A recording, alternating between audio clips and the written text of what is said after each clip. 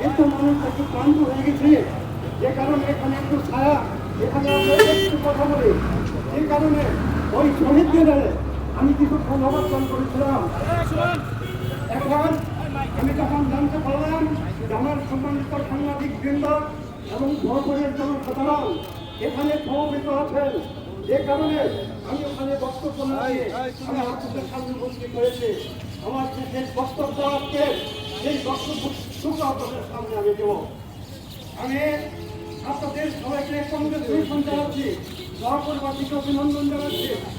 আজকে 1971 আমাদের যে শক্তি ছিল, মুক্তিযুদ্ধের যে শক্তি ছিল, আমরা যেভাবে বাংলাদেশের মানুষের কাছ থেকে সাহায্য সহযোগিতা পেয়েছিলাম, এদেশের মানুষ যেমনি ভাবে আমাদেরকে অনুপ্রাণিত করেছিল। আজকে স্বাধীনতার এই খবরে এই খুশি মাসের ব্যাপার থেকে আমি জনগণের কাছ থেকে সারা পেয়েছি। আমার মনে হচ্ছে 1971 সালে এদেশের জনগণ মুক্তিযুদ্ধ করতে কেন্দ্রীয়ভাবে সাহিত্য সহযোগিতা করেছে, আজকে ভরপুরবাসী সকল স্তরের মানুষ আমাদেরকে সেইভাবে অনুপ্রাণিত করেছে। আমি এই কারণে আমার হৃদয়ের অন্তঃস্থল থেকে মুক্তিযোদ্ধা সংসদের পক্ষ থেকে আমি আন্তরিক ধন্যবাদ জানাচ্ছি। প্রিয় বন্ধুরা, আমাদের দেশে আমাদের রাজনৈতিক এবং সামাজিক ভাবে আমরা যা অর্জন করেছি তা এদেশের ছাত্র জনতার আন্দোলনের ফসল। যে বন্ধুরা 1971 যে মুক্তিযুদ্ধ, সেই মুক্তিযুদ্ধে আমরা যারা মুক্তিযুদ্ধ করেছিলাম, আমাদের একটি অভিপ্রায় ছিল, আমাদের একটি স্বপ্ন ছিল, আমাদের একটি লক্ষ্য ছিল। কিন্তু প্রিয় বন্ধুরা, স্বাধীনতার 14 বছরে আমরা আমাদের সেই গন্তব্য স্থলে সেই অভিষ্ট লক্ষ্য আমরা করতে পারি নাই। যে বন্ধুরা, আপনারা জানেন যে আমরা যে লক্ষ্য নিয়ে যুদ্ধ করেছিলাম, আমাদের সেই লক্ষ্যটা ছিল সাম্য, গণতন্ত্র, ন্যায় প্রতিষ্ঠা করা।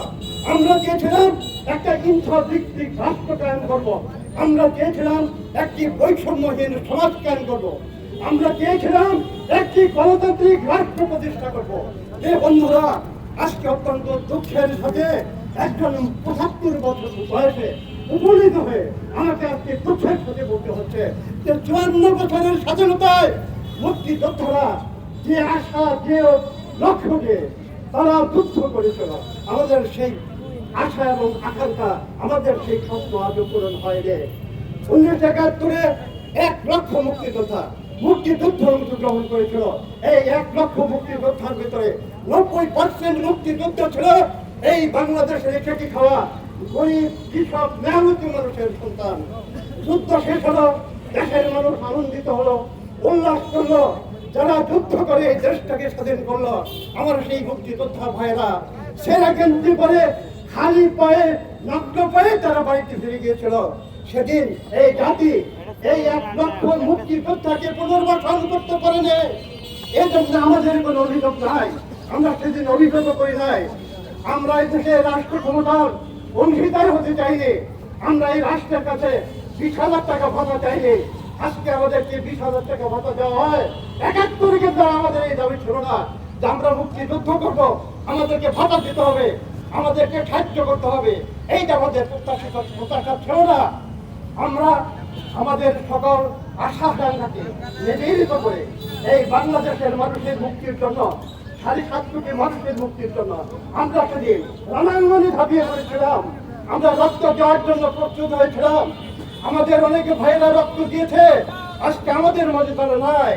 আজকে কিন্তু আমরা তাদের অনেকের খবরও রাখি না, তাদের কাছে কিন্তু আমরা যাই না, তাদের পরিবার কি অবস্থায় আছে সে খবর কি পর্যন্ত আমরা রাখি না। প্রিয় বন্ধুরা, আজকে আমাদের যে প্রতিবাদ মিছিল হলো, সেই প্রতিবাদ মিছিলের যে মূল বিষয়টি, সেটা ইতিপূর্বে আমাদের সম্মানিত বক্তারা বিভিন্নভাবে আপনাদের কাছে বর্ণনা করেছেন।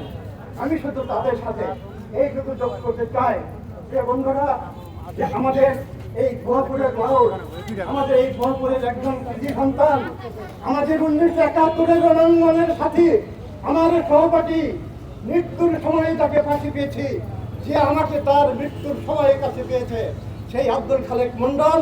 আপনারা এই ভুয়াপুরবাসী এমনি ভাবে ভালোবাসেন যে